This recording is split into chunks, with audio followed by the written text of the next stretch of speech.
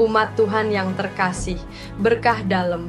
Pada hari Minggu biasa ke-30, perayaan Ekaristi di Saung Stasi Sanpera terasa sangat istimewa. Pertama, karena hadirnya para tamu dari Paroki Santo Petrus dan Paulus Mangga Besar, serta para tamu dari Paroki Bunda Teresa Cikarang. Di samping itu, misa kali ini dipersembahkan oleh seorang romo tamu juga, yakni Pastor Tejo Bawono OSC. Dalam homilinya, Pastor Tejo menekankan kerendahan hati dan pertobatan di hadapan Allah, sebab hanya dengan sikap seperti inilah Allah berkenan menerima dan mengabulkan doa dan permohonan kita, seperti yang ditunjukkan oleh Yesus saat berjumpa dengan Bartimeus, si orang buta itu. Berikut homili Romo Tejo selengkapnya. Shalom, selamat pagi.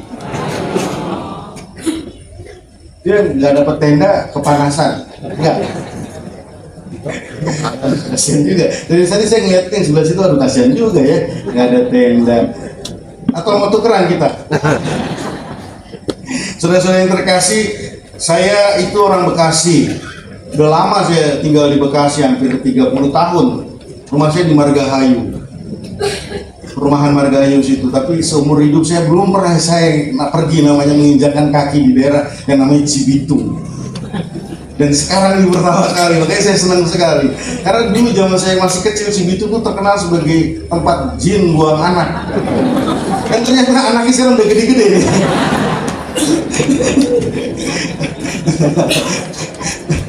Saya senang sekali, benar. Saya senang melihat Cibitung, alias punya stasiun bagus sekali pertama kali, dan saya menikmati sekali. Kalau saya tadi bawa anduk dan ngelap-ngelap kepala saya itu bukan karena saya ingin menghina tempat ini ya, karena nggak ada ini, bukan, karena memang saya gampang keringetan gitu ya. Jadi izinkan saya kalau sesekali saya minum ngelap bawa handuk begitu. Biasanya saya pakai handuk yang besar sekali dulu. Orang mandi cuman saya pikir aduh ini susah nih kalau bawanya gede-gede gitu. Jadi saya handuk yang kecil jadi. Terima kasih. Saya itu baru sekali pindah dari sebuah daerah. Saya tuh baru sekitar 3 bulan di Jakarta. Ya 3 bulan. Ya. Sebelumnya saya bertugas cukup lama di daerah yang namanya Pulau Nias. Kayak tahu aja awal. Emang di mana Pulau Nias? Tahu di Sumatera apa? Tuh, ada yang bilang Sumatera Barat, ada yang enggak. Ada orang Nias di sini. Mana? Jauh ini. Jadi ada perasaan ya ketika ngeliat saya. Ada ya. Saya 7 tahun loh di Nias Barat. Nias Barat itu pedalaman. Kalau misalnya ini Nias mana? Oh, ini kota, orang kota. Saya orang kampung, orang hutan. Kota ini. Di Bogor mah sudah kota. Saya masih di daerah, masih hutan-hutan begitu ya. Jadi kalau kalian lihat, ini pasarnya kayak agak kampungan. Oh, nggak usah khawatir, betul. Memang saya dari kampung, dari sana, dari Pulau Nias sana. 7 tahun saya di sana. Mungkin ada yang nggak percaya, Pasur tinggal di hutan, tapi kok gemuk sih Pasur gitu kan? Bukannya di sana sengsara ya? Memang betul, di sana sengsara. Cuman saya di sana makan babi terus. Itu jadi gemuk saya.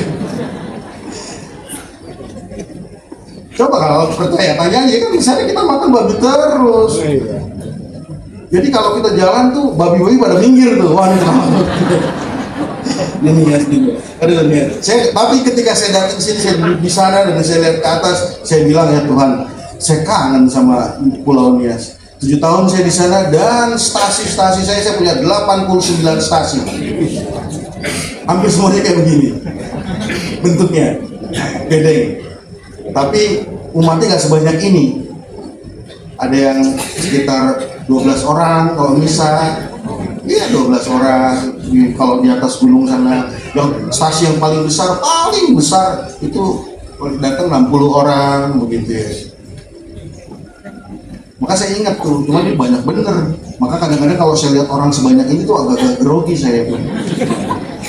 Oke, saya kalau kalian sering lihat saya buka kacamata itu berarti saya lagi grogi. Karena kalau saya buka kacamata saya burung semua nggak ngelihat.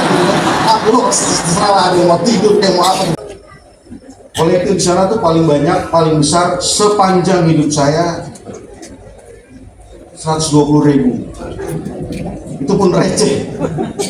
Jadi kalau pulang ke pasaran tuh kita bawa receh gitu ya. Masih ada receh di sana. Begitu. Sekarang sudah mulai berkurang, sini sudah mulai berkurang. Tapi semangat yang saya dapati di sana saya juga dapati di sini, di tempat ini ya. Umatnya semangat, rajin-rajin, begitu loh. Luar biasa. Makanya terharu juga saya. Kalian lu luar biasa bisa mendirikan, bisa aktif, berkumpul bersama, berdoa, memuji Tuhan setiap minggu rutin, itu luar biasa loh. Bahkan punya Maria sendiri tuh, Pok Maria itu, karena kan Betawi kan manggilnya Pok ya. Pok Maria luar biasa loh. Kalau di sana tuh, kalau misa itu bisa sekitar 4-5 jam. Loh iya, di sana kalau misa, karena bayangkan 89 stasi, pastornya 4, misanya seminggu sekali. Berarti setiap saya datang, saya akan datang ke tempat yang sama itu sekitar 3 bulan lagi. Jadi dalam 3 bulan itu semua direkap. Baptisan, jadi misa sama baptisan, sama kalau misalnya ada yang bulan lalu mati, kematian, semuanya lah, pengakuan dosa. Semua sebelum misa harus ngaku dosa. Karena umatnya juga sedikit, jadi ngaku dosa dulu. Jadi sekitar ya 4-5 jam. Jadi kalau kalian nanti merasa pastor udah kelamaan, nggak apa-apa, angkat tangan aja. Pastor udah agak lama begitu. Saya ingat tuh pertama-tama tuh misa di sana, karena belum bisa bahasa Nias, maka saya pakai bahasa yang dikenali oleh semua orang, yaitu bahasa tubuh. Iya, itu kan tubuh kenal. Ketika khotbah pakai bahasa tubuh, semua digerak-gerakin gitu ya.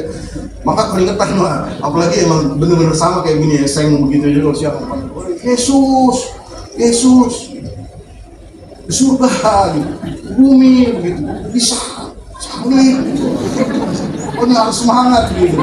Jadi di sana antara misa dan olahraga sama. Di sana walaupun 12 orang di stasi, kalau kita jalan di depannya, kita seperti mendengar ada 12.000 orang nyanyi. Benar. Teriak-teriak itu kalau kita lihatnya mereka nyanyi itu urat itu sampai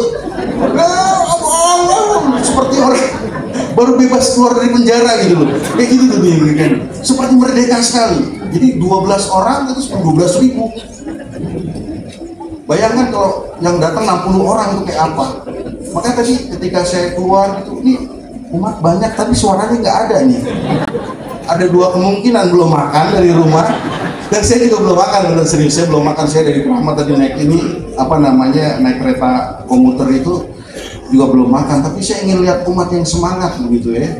Nggak ada itu misdinar, nggak ada tugas-tugas kayak gitu, nggak ada. Itu spontan saja. Hanya ada 2 orang yang berkuasa, pasturnya, dan ada satu lagi namanya Laudate. Laudate itu artinya dirigen kalau di Indonesia. Kalau kita kan dirigen di situ ya. Kalau di sana dirigennya di samping pastur. Dan dia jauh lebih berkuasa daripada pasturnya. Bener. Bayangin kalau Laudate-nya dirigen itu marahan sama pasturnya. Dalam nama Bapa dan Putera dan Roh Kudus. Dan sininya jawab. Saya kesel sama pastor. Bingung kan ya? Dan biasanya ibu-ibu itu rapi, pakai kebaya, pakai apa begitu ya. Makanya saya bingung kalau lihat di gereja tuh, ini kita kan lewat jalan yang sama ibu ini, tapi kok ibu ini bisa pakai kebaya rapi, pakai kalau jalan tuh pakai apa namanya tuh, apa sih sepatu yang bunyi tak-tok itu, rapi-rapi, benar, luar biasa. Saudara-saudara yang terkasih, pengalaman saya bekerja, berkarya di desa, di hutan, mengajarkan saya satu hal yang penting, bahwa seperti Bartimeus yang mencari Tuhan dalam kekurangannya, Bahkan umat-umat di pelosok sana juga mencari Tuhan dengan segala kekurangannya. Dan di sini saya dapati begitu banyak umat yang juga datang ke tempat ini untuk mencari Tuhan, dekat dengan Tuhan. Saya berharap apa yang terjadi dengan Bartimeus ketika Tuhan datang dan menjamahnya juga terjadi pada Anda semua yang hadir di sini. Saya tidak berbicara soal kesembuhan badan. Saya tidak berbicara soal kesembuhan fisik. Saya berbicara soal kesembuhan rohani.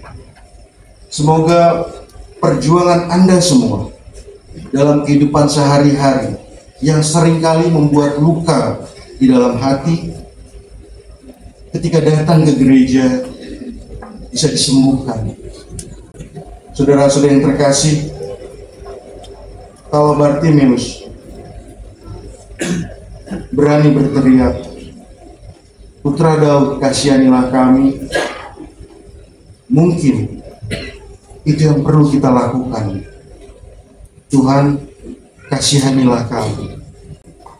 Kita biasanya kalau memohon, kita lupa mohon ampun dulu. Kita langsung, "Tuhan, saya mau kerja. Tuhan, saya mau istri." Oh, bapak-bapak pada ngangguk-ngangguk nih. Itu ilustrasi ya. Jadi jangan minta lagi ya bapak-bapak ya, bapak-bapak yang sudah nikah jangan minta lagi. Selama ini kita langsung aja minta ke Tuhan.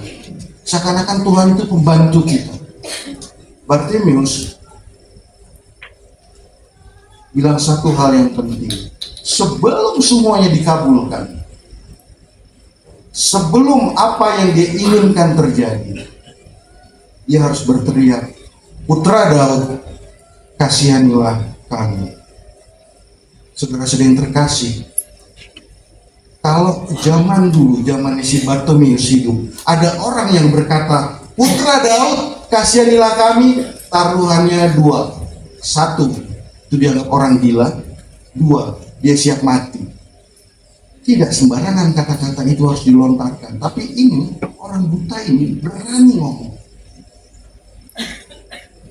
Saudara-saudara yang terkasih, umat Cibitung yang terkasih, semoga apapun yang sudah kita lakukan di dalam hidup kita, apapun yang kita kehendaki, apapun yang kalian rencanakan, salah satunya adalah pendirian gereja ini, didengarkan oleh Allah Bapa kita, direstui, dan semoga kita semua dengan tetap semangat, menjaga semangat yang sama, membangun gereja kita yang sama.